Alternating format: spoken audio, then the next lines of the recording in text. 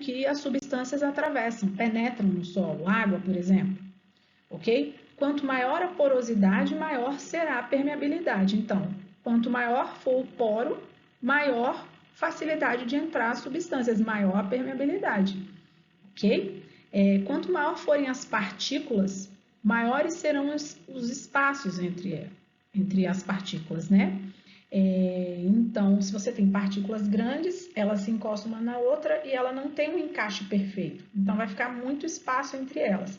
Se as partículas forem menores, elas conseguem se ajustar, outra se encaixa aqui e fica menos espaço. Então, menor será a porosidade, menor será a permeabilidade, ok?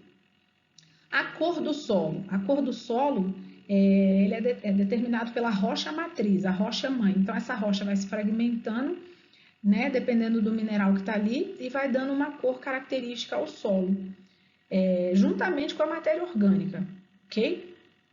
Solos mais escuros geralmente contêm mais matéria orgânica do que outros. Por exemplo, um solo de floresta é um solo com bastante matéria orgânica e ele é um solo escuro, tá? Então, geralmente, eles são mais escuros. E o que vem a ser a textura?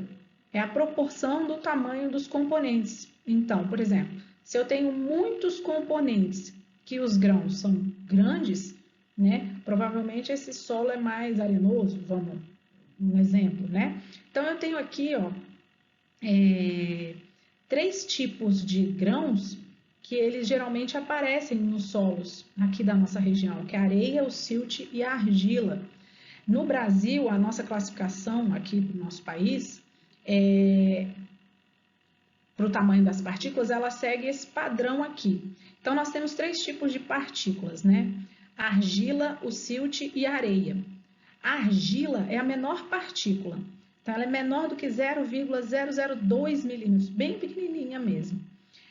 O silt, ela fica entre o tamanho da argila e entre o tamanho da areia. Então, é uma partícula intermediária. Então, a gente chama de silt, qualquer partícula que é intermediária entre a argila e a areia. Aí, nós temos a areia, que pode ser fina ou mais grossa.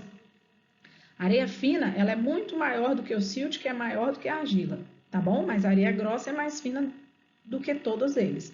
Então, quanto maior a partícula, ok?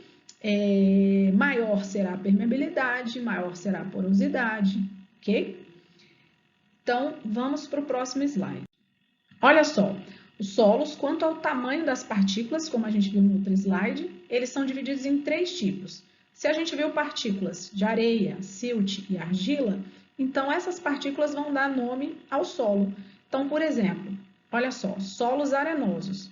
Possui consistência granulosa devido à grande quantidade de areia. Não significa que aquele solo só tem areia, mas a maior parte é areia.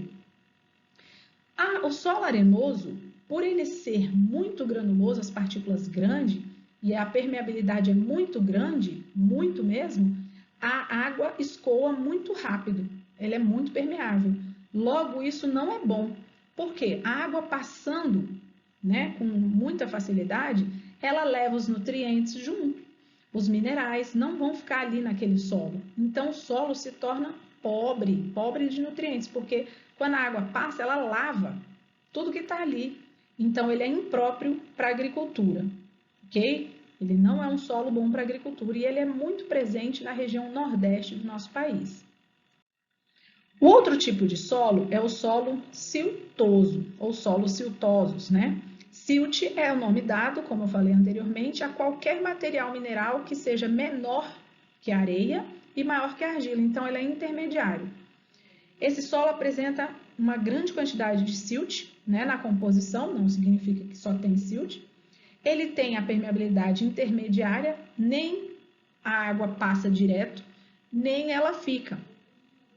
Então, ele retém parte da água.